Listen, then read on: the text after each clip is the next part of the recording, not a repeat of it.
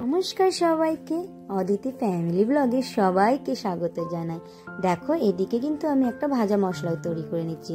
ওর মধ্যে আছে গোটা গরম মশলা আর সাদা জিরে আর আছে ধনে। তা ওইটা ভেজে একটুখানি গুঁড়িয়ে নিয়েছি।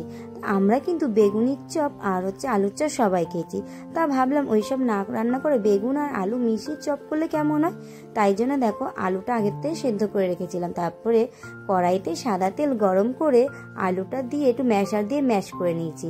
ওর মধ্যে দিয়ে দিলাম টমেটো, আদা আর কাঁচা লঙ্কা আগের থেকে বেটে রেখেছিলাম, সেটাই দিয়ে দিয়েছিলাম। আর ওর মধ্যে আরেকটু দিলাম একটু নুন আর হলুদ দিয়ে ভালো করে একটু কষিয়ে নিচ্ছি। ওই যে ভাজা মশলাটা তৈরি করে রেখেছিলাম সেটাও আমি একটু দিয়ে দিলাম। এই ভাজা মশলা তোমরা কিন্তু রান্নাঘরে সবসময় রেখে দিতে পারো একটা এয়ারটাইট বক্সের মধ্যে। নিরামিষ তরকারিতে দিলে কিন্তু বেশ ভালো লাগে। আমার কিন্তু রান্নাঘরে এটা সবসময় থাকে।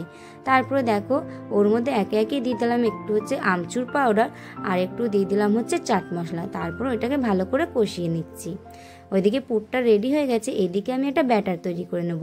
ব্যাটারে দিচ্ছি দেখো একটুখানি কর্নফ্লাওয়ার, একটু ময়দা আর সামান্য পরিমাণ একটু নুন দিয়ে ব্যাটারটা তৈরি করে নিচ্ছি। আগের থেকে বেগুনটাকে স্লাইস করে কেটে রেখেছিলাম।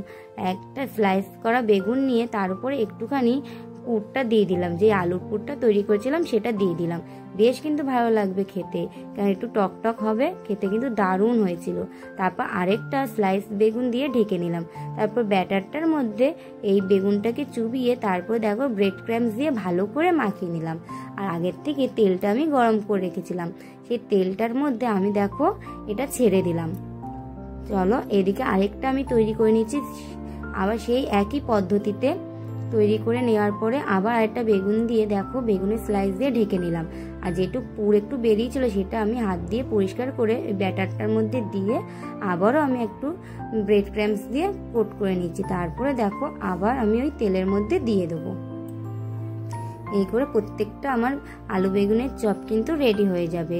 এক প্লেট কিন্তু ভাজা হয়ে গেছে, আরেক প্লেট ভাজতে আমি কিন্তু দিয়ে দিয়েছি।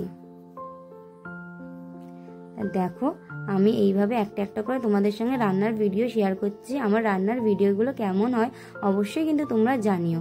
আর দেখো এদিকে কিন্তু আমার বেগুন আলুর চপ রেডি হয়ে গেছে। খেতে দারুণ হয়েছিল। ভালো লাগলে লাইক কমেন্ট শেয়ার করো। আজকের জন্য এইটুকুই, টাটা।